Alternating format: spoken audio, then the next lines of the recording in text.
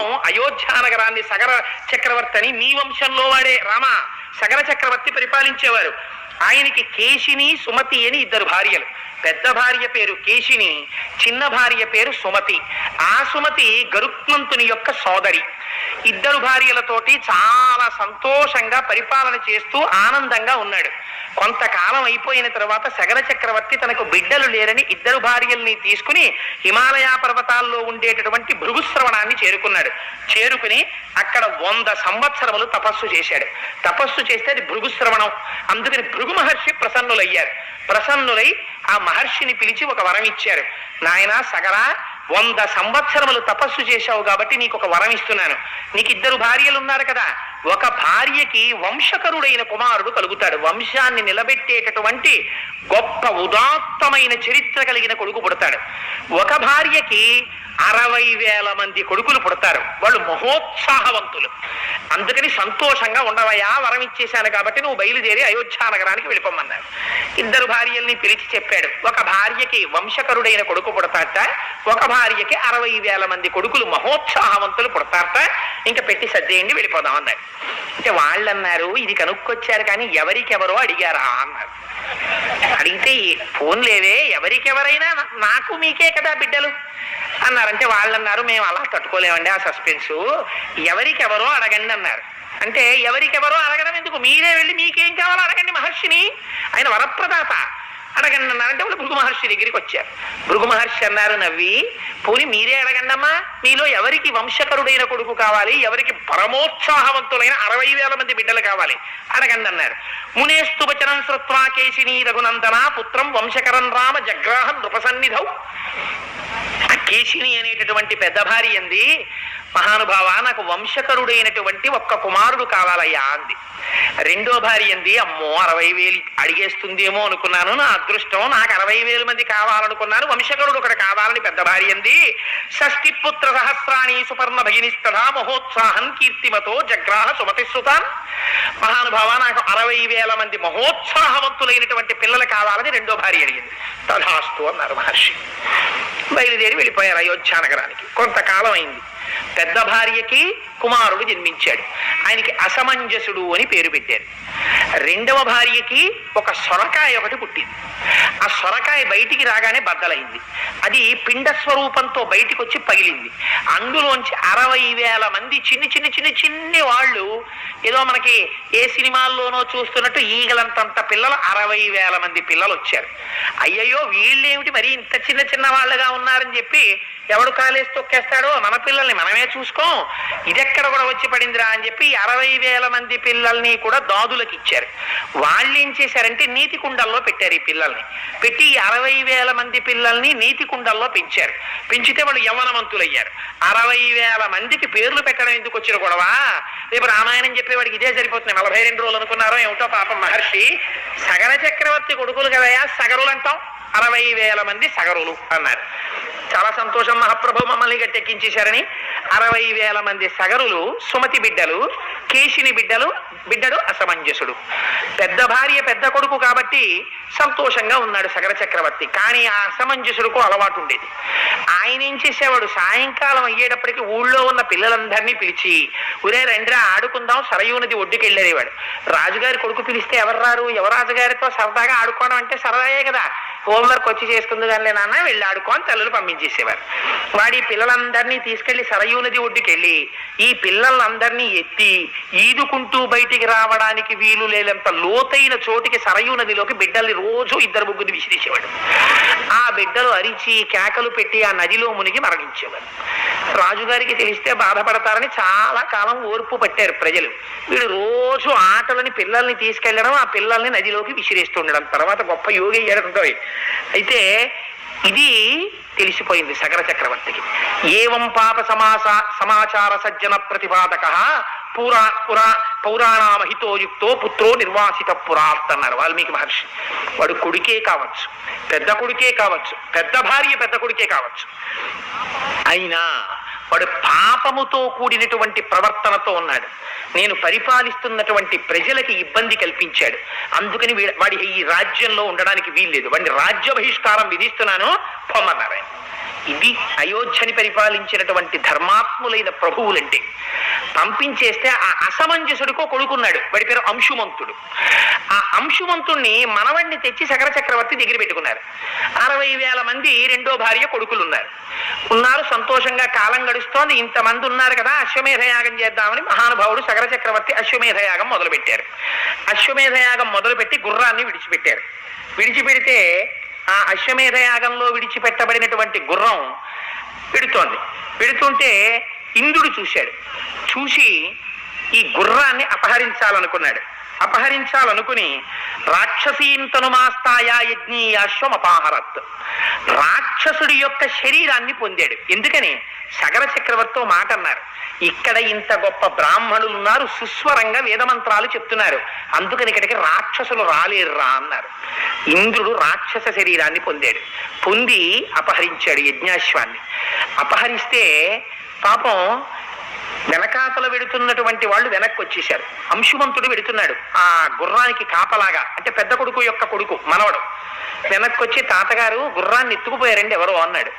అంటే ఆయన అన్నాడు, ఆ యజ్ఞం చేయిస్తున్న వాళ్ళు అన్నారు, యజ్ఞాశ్వం కానీ అపహరింపబడితే యజ్ఞంలోంచి ప్రతికూల ఫలితాలు వస్తాయి, దారుణమైన ఫలితాలు వస్తాయి, అందుకని గుర్రం తిరిగి రావాలి, అందుకని నువ్వేం చేస్తావో మాకు తెలియదు, నువ్వు అలా దీక్షలో ఉండి ఆ గుర్రం వెనక్కి వచ్చేటట్టు చూడన్నారు. అంటే ఆయన అన్నాడు, 60,000 మంది కొడుకుల్ని పిలిచాడు. ఇప్పుడే మీరు సగరులు ఉన్నారు కదా, యోజనాయామ విస్తారమేకైకో ధరణీతలం వివిధ పురుష వ్యాఘ్ర వజ్రస్పర్శ సమైర్రఖై అన్నాడు. భూమి 60,000 యోజనాలు ఉంది, మీ అందరూ తలకో యోజనం పంచేసుకోండి. పంచేసుకుని గోళ్లతో పెకలించేయండి, గోతులు పెట్టేయండి. ఎక్కడో అక్కడ ఎవడో ఒకడు దాచి ఉంటాడు, భూమి తప్ప ఎక్కడ దాస్తాడు. అందుకని 60,000 యోజనాలు వెతికేయండి. ఎక్కడైనా అడుగున కానీ గోతుల్లో కానీ దాచాడేమో భూమిని తవ్వేయండి అన్నాడు. వాళ్ళకి వజ్రాలు లాంటి గోళ్ళు ఉన్నాయి. వాళ్ళు భూమికి గోతులు పెట్టి వెతికేశారు. వెతికేస్తే భూ అంతా గోతులు పడిపోతోంది, అడ్డొచ్చిన ప్రాణులు అన్నీ చచ్చిపోతున్నాయి. వాళ్ళు పాతాళం వరకు తవ్వేస్తున్నారు. తవ్వేస్తుంటే ఇటు ఇన్ని ప్రాణులు చచ్చిపోతున్నాయని దేవతలందరూ ఆశ్చర్యపోయారు. ఆశ్చర్యపోయి అందరూ కలిసి మళ్ళీ చతుర్ముఖ బ్రహ్మగారి దగ్గరికి వెళ్ళారు. చెప్పాను కదా, ఆయన కన్సల్టెంట్ ఫిజిషియన్ పాపం. ఆయన దగ్గరికి మళ్ళీ వెళ్ళారు. వెళ్ళి, భగవన్ పృథివీ సర్వా ఖన్యతే సకలాత్మజై బహవశ్చ మహాత్మానో హన్యంతే తలవాసిన. ఈ సగరులు భూమిని తవ్వేస్తుంటే ప్రాణులన్నీ చచ్చిపోతున్నాయి, వాళ్ళు ఉగ్రరూపాలతో తవ్వుతున్నారు, ఏం చెయ్యమంటారని అడిగారు. అడిగితే బ్రహ్మగారు అన్నారు, ఒరే మీరేం బెంగపెట్టుకోకండి, ఈ భూమి అంతా ఎవరిది? శ్రీ మహావిష్ణువుది. ఆయన రక్షించుకోవలసినటువంటి వాడు, స్థితికారుడు కనుక. ఇప్పుడు శ్రీ మహావిష్ణువు ఈ భూమండలం మీదే ఉన్నారు. ఎక్కడున్నారో తెలుసా? కాపిలం రూపమాస్తాయ ధారయత్యని సంధరాం తస్య కోపాగ్నినా దగ్ధా భవిష్యంతి నృపాత్మజాహ. వాళ్ళకి పుట్టుకతోటే అల్పాయుర్దాయం, వాళ్ళు ఎక్కువ కాలం బతకరు, వాళ్ళు వెళ్ళిపోతారు. కపిల మహర్షి ఉన్నారు, పాతాళ లోకంలో ఉండి తపస్సు చేసుకుంటున్నారు ఆయన. అందుకని వీళ్ళు తవ్వుతూ కపిలుడి దగ్గరికి వెళ్తారు. ఆ కపిలుడు వీళ్ళని చంపేస్తాడు. మీరేం బెంగ పెట్టుకోకండి రా, వెళ్ళండి. ఆ తవ్వుతూ వాళ్ళు పోతారు, ఇంకెంతో కాలం ఉండరు, మీరు వెళ్ళండి అన్నారు. అనేటప్పటికీ దేవతలందరూ బయలుదేరి వెనక్కి వెళ్ళిపోయారు. వీళ్ళు పాపం తవ్వేశారు, ఎక్కడా కనపడలేదు. కనపడకపోతే వెనక్కి వచ్చేసారు. వెనక్కి వచ్చి తండ్రికి చెప్పారు, నాన్నగారు 60,000 యోజనాలు తవ్వేశాం కానీ ఎక్కడా మాకు గుర్రం కనపడలేదు, ఏం చేయమంటారన్నారు. మీరు ఏం చేస్తారో నాకు అనవసరం, పాతాళం వరకు తవ్వేసేయండి, పాతాళాన్ని కూడా తవ్వేసేయండి, ఎక్కడో అక్కడ ఉంటుంది గుర్రం తేకపోతే నేను దీక్షలోంచి బయటికి రాకూడదు, మీరు మళ్ళీ వెళ్ళండి అన్నాడు. అనేటప్పటికీ పాపం ఈ 60,000 మంది మళ్ళీ వెళ్ళారు. వెళ్ళి పాతాళం వరకు తవ్వేశారట. తవ్వేస్తే ఆశ్చర్యకరమైనటువంటి విషయం ఏమిటంటే, వాళ్ళకి అలా తవ్వుతూ వెడుతుంటే తూర్పు దిక్కున తవ్వుకుంటూ వెళ్ళిపోయారు. వెళ్ళిపోతే దిశాగజం విరూపాక్షం ధారయంతం మహీతలం, అక్కడ ఒక పెద్ద ఏనుగు కనపడింది. దాని పేరు దిశాగజం. అది భూమిని తూర్పు దిక్కున తన యొక్క కుంభస్థలం మీద పెట్టి మోస్తోంది. భూమి మీద పాపం ఎక్కువైపోతే ఆ ఏనుగు మొయ్యడానికి అసహ్యం వేసి, భూభారం ఎందుకు పెరుగుతుందంటే పాపం వల్ల పెరిగిపోతే ఆ ఏనుగు బరువు ఎక్కువై ఓసారి ఇలా కదుపుతుంది కుంభస్థలాన్ని, అప్పుడు భూకంపాలు వస్తాయండి రామాయణం. అందుకని దిశాగజం మోస్తోంది ఆ కుంభస్థలం మీద. దాన్ని చూసి వాళ్ళు ప్రదక్షిణం చేశారు. ప్రదక్షిణం చేసి అక్కడి నుంచి తూర్పు దిక్కు నుంచి ఉత్తర దిక్కుకు వెళ్ళారు. ఉత్తర దిక్కుకు వెళ్ళి అక్కడ తవ్వడం మొదలెట్టారు. మహాపద్మం మహాత్మానం సుమహత్ పర్వతోపమ, పర్వతం అంత పెద్ద ఏనుగుంది, దాని పేరు మహాపద్మం. అది దక్షిణ దిక్కున భూమిని మోస్తోంది కుంభస్థలం మీద. దానికి ఇది అలవాటు. తాపం పెరిగితే అది కదుపుతుంది, అప్పుడు దక్షిణాన భూకంపాలు వస్తాయి, సునామీలు వస్తాయి. అందుకని అది అక్కడ మోస్తోంది. అక్కడి నుంచి పడమర దిక్కుకు వచ్చారు. వచ్చేటప్పటికి దిశాగజం సౌమనసం దదృశిస్తే మహాబలాహ. అక్కడ సౌమనసము అనబడేటటువంటి ఏనుగు మోస్తోంది. దాన్ని చూశారు, దానికి ప్రదక్షిణం చేశారు. అక్కడ కనపడలేదు. ఉత్తర దిక్కుకు వచ్చారు. ఉత్తర దిక్కుకు వస్తే భద్రం భద్రేణ వపుషా ధారయంతం మహీమిమాం. అక్కడ భద్రము అనబడేటటువంటి ఏనుగు కనపడింది, అది మోస్తోంది ఉత్తర దిక్కుని. అక్కడ దానికి ప్రదక్షిణం చేశారు, మళ్ళీ చూశారు. 4 దిక్కులా వెతికేశాం, పాతాళాన్ని కూడా తవ్వేశాం, మనకి కనపడలేదు ఏనుగు. ఏం చేద్దామన్నారు. ఒరే 4 దిక్కులు తవ్వాం కానీ ఈశాన్యం, ఆగ్నేయం, వాయవ్యం, నైరుతి, వాయవ్యం మిగిలిపోయాయి కదా, అవి కూడా తవ్వేద్దామన్నారు. సరే పదండి అన్నారు. ఈశాన్య దిక్కుని తవ్వేయడం మొదలుపెట్టారు. వెళ్ళేటప్పటికి వాళ్ళకు ఆశ్రమం కనపడింది. అక్కడ భగవన్ పృథివీ సర్వా ఖన్యతే సకరాత్మజై భావశ్చ మహాత్మానో హన్యంతే తలవాసిన కాపిలం రూపమాస్తాయ ధారయత్యనిశం ధరాం తస్య కోపాగ్నినా దగ్ధ భవిష్యంతి నృపాత్మజా అని బ్రహ్మగారు ఏ మాట చెప్పారో, ఏ కపిలుని యొక్క స్వరూపం చూసిన తరువాత వీళ్ళు కాలిపోతారని చెప్పారో, అటువంటి మహానుభావుడు ఆ కపిల మహర్షి అక్కడ కూర్చునున్నారు. తేతు సర్వే మహాత్మానో భీమవేగా మహాబలాః దదృశు కపిలం తత్ర వాసుదేవం సనాతనం హయం చ తస్య దేవస్య చంతమవిదూరతః ప్రహర్షముతులం ప్రాప్తాః సర్వేతే రఘునందన. అక్కడికి వెళ్ళేటప్పటికీ సనాతనుడైనటువంటి విష్ణు భగవానుడు కపిల మహర్షి యొక్క రూపంలో కూర్చుని ఈశాన్య దిక్కున తపస్సు చేస్తున్నారు. అక్కడే ఏదాశ్వాన్ని కట్టి వెళ్ళిపోయాడు ఇంద్రుడు. ఇంద్రుడంటే మీరు గుర్తు పెట్టుకోండి, ఇంద్రియముల యొక్క చలన స్వభావమే ఇంద్రుడు. ఇంద్రుడు ఇంద్రుడు అంటారు, అంతేగాని ఇంద్రుడు గుర్రాలు ఎత్తుకుపోతాడని కాదు దాని అర్థం. ఆంతరమైన అర్థం వేరు. అందుకని అక్కడుంది ఆ గుర్రం. ఉండేటప్పటికి వీళ్ళు చూశారు సగరులు. అదిగో రామన యాగాశ్వం అన్నాడు ఒకడు. ఒరే ఇక్కడ కట్టేసి ఉందంటే ఈయనే ఎత్తుకొచ్చాడు రా అన్నాడు. ఆవేశం ఎంత పని చేస్తుందో చూడండి. గబగబా చెట్లు పీకారు, గొడ్డళ్ళు పట్టుకున్నారు, కత్తులు పట్టుకున్నారు, గుణపాలు పట్టుకున్నారు, తట్టలు పట్టుకున్నారు, కొట్టండి రావిండి అన్నారు అని పరిగెత్తారు. తపస్సు చేస్తున్నటువంటి కపిల మహర్షి ఒక్కసారి కళ్ళు తెరిచి చూశారు. శ్రుత్వాతు వచనం తేషాం కపిలో రఘునందన రోషైన మహితావిష్టో హుంకారవకరోత్తద భస్మరాశి కృతా సర్వే కాకుత్సకరాత్మజాః. ఎప్పుడైతే 60,000 మంది తన మీదకు వచ్చేస్తున్నారో పాప చింతనతో దుర్మేధులై తాను చెయ్యని పాపము తన కంటగట్టి వస్తున్నారని గ్రహించారు కపిల మహర్షి. ఒక్క హుంకారం చేశారు, హాయ్ అని ఒక్క అరుపరిచారంతే. అరిచి చూసేటప్పటికీ 60,000 మంది బూడిద కుప్పలై పడిపోయారు. పాప అక్కడ సగర చక్రవర్తి అలా కూర్చున్నాడు దీక్ష పట్టి. ఎన్నేళ్ళైనా వీళ్ళు రారు వెనక్కి. ఏమిట్రా వీళ్ళు ఎంతకీ రావట్లేదని అంశుమంతుడిని పిలిచాడు మనవాణ్ణి. ఒరే నువ్వు వెళ్ళి చూసి రారా అన్నాడు. అంశుమంతుడు వెళ్ళాడు. మళ్ళీ ఆయనకి కనబడ్డాయి ఏనుగులన్నీ. ప్రదక్షిణం చేశాడు, నమస్కారం చేశాడు. మా గుర్రం ఎక్కడుంది, మా బాబాయిలు ఎక్కడున్నారన్నాడు. నీకు కనపడతాయిలే వెళ్ళన్నారు. ఈశాన్య దిక్కుకు వచ్చిన తర్వాత ఈ భస్మరాశులన్నీ కనపడ్డాయి. ఏడ్చాడు, అయ్యో నా పినతండ్రులందరూ మూకుమ్మడిగా ఏకకాలమునందు మరణించారు అని కపిల మహర్షికి నమస్కారం చేసి, ఉత్తర క్రియలు జరగలేదు, వీళ్ళు బాధపడుతుంటారని గబగబా వెళ్ళి నీళ్లు తీసుకొచ్చి ఆ జలప్రదానం చేద్దామని చెప్పి ఆ నీళ్లు పట్టుకొద్దామని వెడుతున్నాడు. వెడుతుంటే ఆ చనిపోయినటువంటి సగరుల యొక్క మేనమామ గారు గరుత్మంతుడు. ఎందుకని సుమతి గరుత్మంతుని యొక్క చెల్లెలు కదా. ఆ మేనమామ గారు కనపడి ఆ సగరుల మేనమామ ఒక మాట చెప్పాడు అంశుమంతుడితో. కపిలేన ప్రమేయేన దగ్ధా హీమే మహాబలాః సలిలం నార్హసి ప్రాజ్ఞ దాతుమేషాం హి లౌకికం. ఇది ఎంత ధర్మం చెప్పిందో చూడండి రామాయణం. కొన్ని రకాలుగా మరణించినటువంటి వాళ్ళకి ఉత్తర క్రియల వల్ల కూడా శాంతి ఉండదు. మనం ఉత్తర క్రియలు చేస్తే దేంతో చేస్తాం? అక్కడ ఉన్నటువంటి నీళ్లు తీసి ఉత్తర క్రియలు చేస్తాం. తద్యం పెట్టిన ఆఖరణ నీళ్లే కదా విడిచిపెడతాం, వాళ్ళకి తృప్తి కలగాలని, అక్షయ తృప్తి ద్వారా అని. గరుత్మంతుడు అన్నాడు, బ్రాహ్మణుడి యొక్క తపశ్శక్తి చేత చచ్చిపోయారు వాళ్ళు. బ్రాహ్మణుడి తపశ్శక్తి చేత చచ్చిపోయినా, క్రూర మృగముల చేతిలో చచ్చిపోయినా, కోరలున్న మృగం చేతిలో చచ్చిపోయినా, ఇలా కొన్ని సిద్ధాంతాలు ఉన్నాయి. వాటి ప్రకారంగా అలా కానీ చచ్చిపోతే, అలా చనిపోయినటువంటి వాళ్ళకి ఇక్కడ దొరికేటటువంటి లౌకికమైన జలాలతో ఉత్తర క్రియలు చేస్తే అవి ఆకాశానికి వెళ్ళక ముందే ఆవిరైపోతాయి. వాళ్ళకి దాహం తీరక రౌద్ర స్వరూపాలతో తిరుగుతారు, ఊర్ధ్వలోకాలకి వెళ్ళరు. అందుకని లౌకిక జనాలతో తర్పణ చేయడానికి వీల్లేదు. నీ పితృదేవతలు స్వర్గాన్ని పొందాలంటే ఒకే ఒక్క అవకాశం ఉంది. మీ వాళ్ళందరూ స్వర్గానికి వెళ్ళారు ఇప్పటి వరకు, ఈ సగరులే ఇలా పడిపోయారు.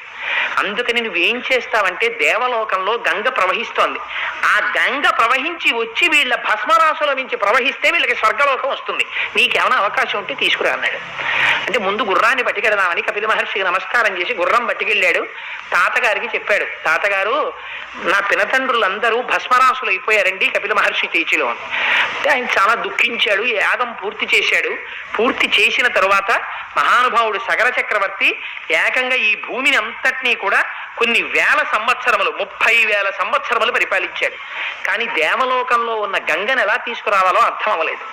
ఆయన తర్వాత అంశుమంతుడు రాజ్యానికి వచ్చాడు.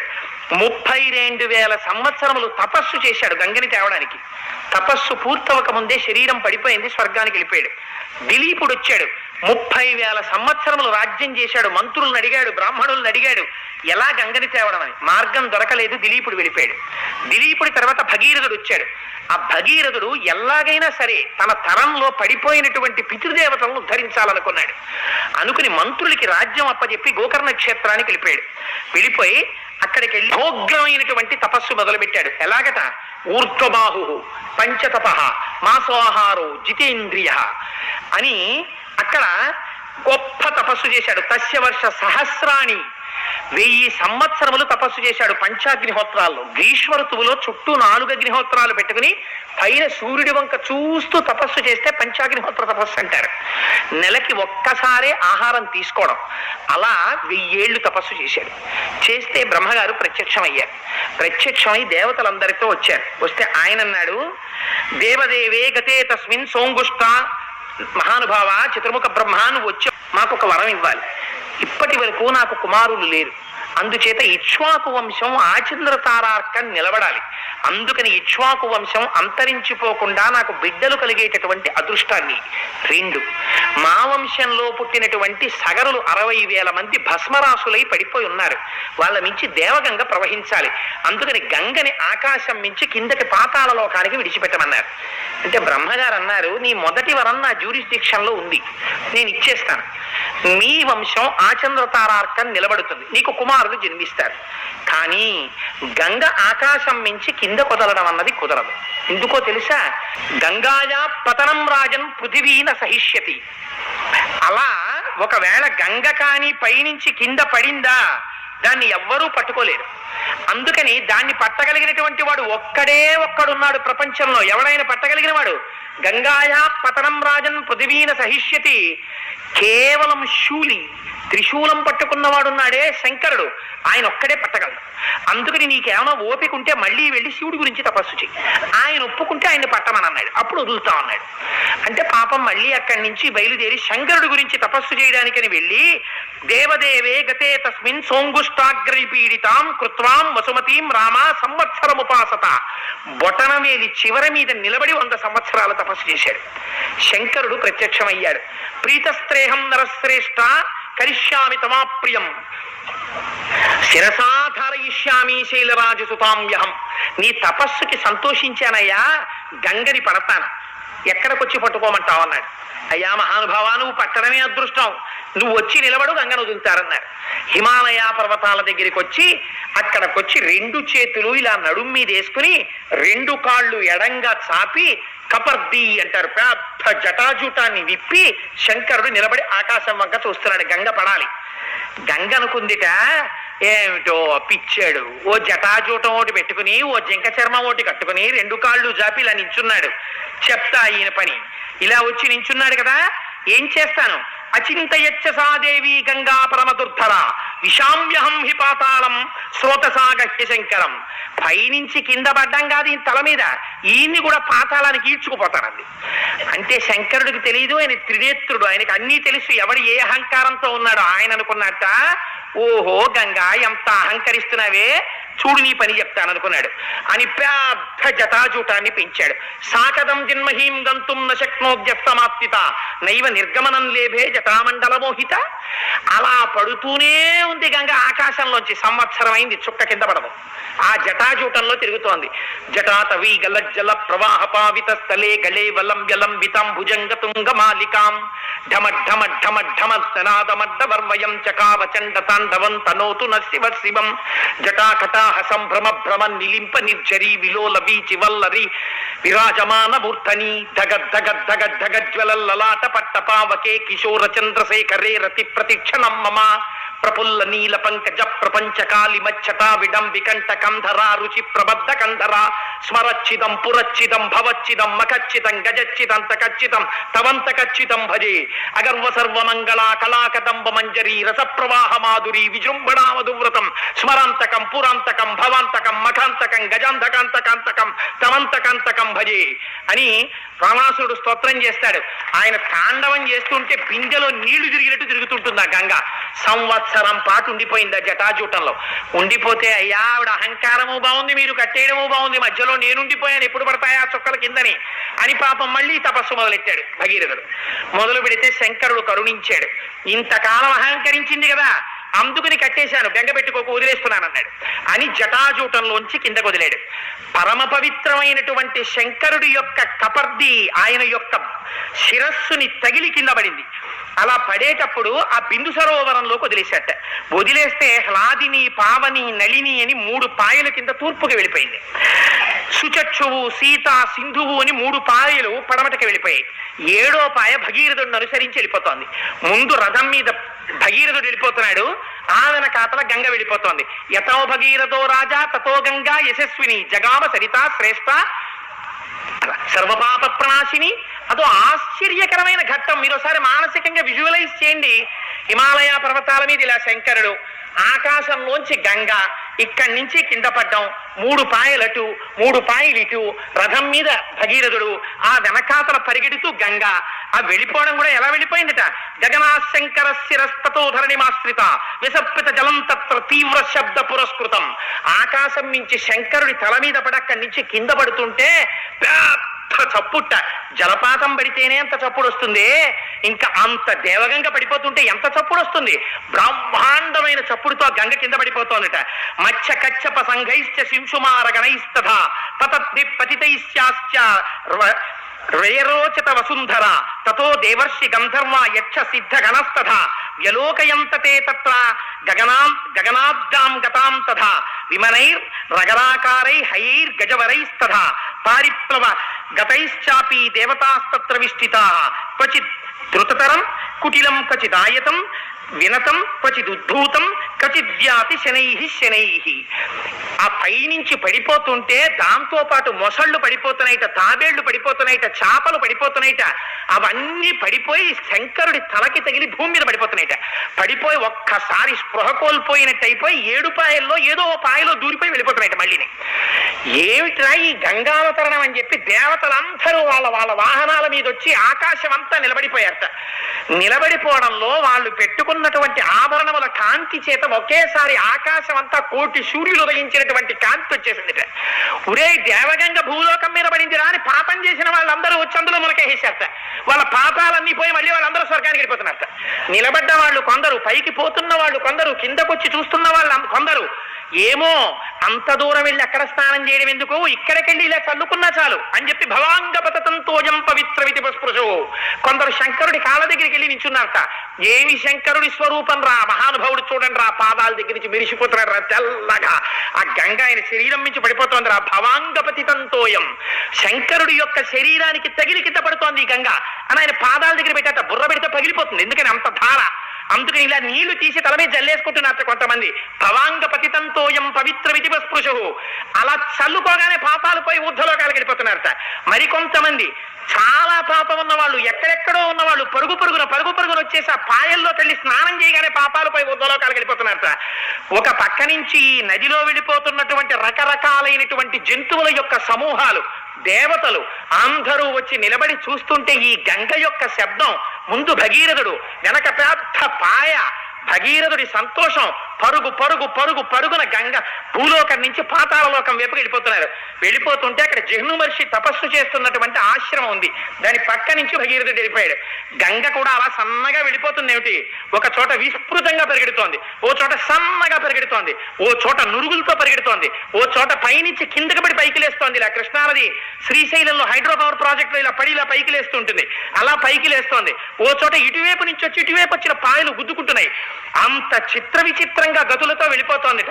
రంగతుంగ తరంగ సంఘములతో, రంజిల్లు ఘోషంబుతో, బంగారంబగు పొంగుతో, నురగతో, పువ్వాట తుంపర్లతో, భంగుల్సల్పుచు జంఘలించుచు నభోభాగము నుండి జారన్ గంగమ్మను దల్చితే శిరమునన్ రంజిల్లుతున్ శంకర అంటారు. నురగతో తుంపర్లతో గంగ పడిపోతోంది శంకరుడి మీద. స్నానం అయిపోతోంది మహానుభావుడికి. పరవశించిపోతున్నారు అందరూ. ఈ జహ్ను మహర్షి తపస్సు చేస్తున్నటువంటి యజ్ఞవాటికని ముంచెత్తి పట్టుకెళ్ళిపోయింది. తపస్సు చేసుకుని యజ్ఞం చేస్తున్నటువంటి జహ్ను మహర్షి ఆశ్చర్యపోయాడు. ఎవడురా నా యజ్ఞవాటికని ముంచెత్తిన వాడని చూశాడు. గంగ వచ్చేస్తోంది. కోపం వచ్చి ఒక్కసారి గంగనంతటిని తీసి ఔపోసలు పట్టేశాడు. ఒక్కసారి ఇలా చూస్తుండగా మంచి సినిమా కరెంట్ పోయినట్టు అన్నీ అయిపోయింది గంగ. భగీరథుడు ఏది వెనకాలింత తప్పుడని చూశాడు. ఏముంది, ఏం లేదు, అంతా ఎడారి. అయ్య బాబు ఆయన మళ్ళీ పరిగెత్తుకొచ్చాడు. ఏమైంది మహాప్రభు అన్నాడు. తాగేశారు జహ్ను మహర్షి అన్నాడు. ఇంకెక్కడ గంగ అన్నారు. అనేటప్పటికీ మళ్ళీ ఆయన కాళ్ళ మీద పడిపోయాడు. పడిపోవడం దేవుడు ఇలా ఎలా తాగేశాడని దేవత అందరూ మళ్ళీ చూడండి. ఇక్కడెక్కడ మనం ఏదో చూస్తుంటాం, అక్కడెక్కడ సినిమా ఎక్కడ వచ్చాడని అనుకోండి, అక్కడ పరిగెడతాం. ఉరే అక్కడ జహ్ను తాగేశాట గంగ అన్నారు. మళ్ళీ వీళ్ళందరూ పరిగెత్తుకుంటే అక్కడ వెళ్ళిపోయారు. ఉరే ఏం తాగేశాడు రా మహానుభావుడు, ఇంత గంగ అక్కడ తాగేశాడు రా, ఆయన కాళ్ళ మీద పడిపోయారు. పడిపోయి అక్కడ పూజలు మొదలెట్టారు. జహ్నువా నువ్వురా నాయనా గొప్పవాడి అని. పాపం ఆ భగీరథుడు వెళ్ళి, మహాప్రభు ఆయనేమో జటాజూటంలో కట్టేశాడే, ఆ తర్వాత వదిలేడు. నువ్వేమో మళ్ళీ నువ్వు తాగేశావు. నన్ను అనుగ్రహించవయ్యా బాబు, మా పితరులు బూడిద కుప్పలై కింద పడి ఉన్నారు అంటే పాపం జహ్నువు సంతోషించాడు. తస్మాత్ జహ్ను సుతా గంగా జాహ్నవి ప్రతిచే శుభ. మళ్ళీ అయితే విడిచిపెట్టేస్తున్నాను తన చెవుల్లోంచి బయటకు వదిలేశాడు. అందుకే ఇప్పుడైతే పూజల్లో ఆవలింతలు వస్తే ఒకసారి కుడి చెవి మీద చెయ్యేస్తారు. గంగ ఇక్కడ ఉంటుంది కాబట్టి స్నానం చేసిన ఫలితం అని.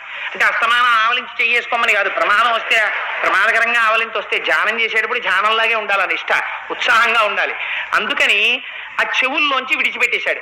జహ్నువు యొక్క చెవుల్లోంచి బయటకు వచ్చింది కాబట్టి జాహ్నవి అని పేరెట్టుకుంది.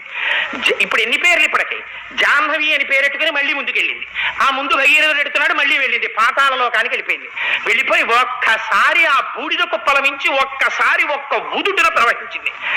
గంగ తగలగానే ఇంత పాపం చేసినటువంటి వాళ్ళు కూడా గభాలన స్వర్గంలోకి వెళ్ళిపోయారు.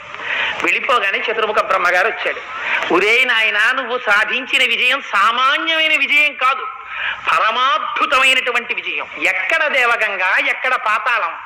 అందుకని అక్కడుంటే మందాకిని అని పిలుస్తారు. భూమి మీద ఉన్నప్పుడు భాగీరథి అని పిలుస్తారు. భగీరథుడు తీసుకొచ్చాడు కాబట్టి భూమి మీదకి భాగీరథి అని పేరు. అసలు నిజంగా కాశీ విడితే అమ్మా వెంకయ్యమ్మ గారు ఆ ఈ సైకతం మీద కూర్చుని గంగా అవతరణం చెప్పుకోవాలి. అందుకని అదిగో ఆ మహానుభావుడు భూమి మీద ప్రవహించింది కాబట్టి ఆయన పేరు మీద భాగీరథి అయింది. అక్కడి నుంచి పాతాళ లోకానికి వెళ్ళిపోయింది కాబట్టి భోగవతి అయింది. 3 లోకాల్లో ప్రవహించింది కాబట్టి 3 పేర్లతో ఉంది కాబట్టి రామాదిరికి త్రిపదగా అని పేరు వచ్చింది. అందుకని బ్రహ్మగారు వరం ఇచ్చాడు. వీళ్ళ వంశం వాళ్ళందరూ స్వర్గాన్ని పొందారు. రామా, నీకొక్క విషయం చెప్తున్నాను విను. ధన్యం యశస్యమాయుష్యం పుత్ర్య స్వర్గమతీవచ యః శ్రావయతి విప్రేషు క్షత్రియేష్వితరేషు చ ప్రీయంతే పితరస్తస్య ప్రీయంతే దైవతాని చ ఇదమాఖ్యానమవ్యగ్రో గంగావతరణం శుభం యః శృణోతి చ కాకుత్స సర్వాన్ కామనవాప్నుయాత్ సర్వే పాపాః ప్రణశ్యంతి ఆయుః కీర్తిశ్చ వర్ధతే. చాతుర్వర్ణముల వాళ్ళు ఎవరైనా సరే రామాయణాంతర్గతమైనటువంటి గంగావతరణాన్ని చెప్పించుకుని వింటే అటువంటి వారికి కొడుకులు కలుగుతారు. ఉన్న కొడుకులు వృద్ధిలోకి వస్తారు. దేవతలందరూ ప్రీతి చెందుతారు.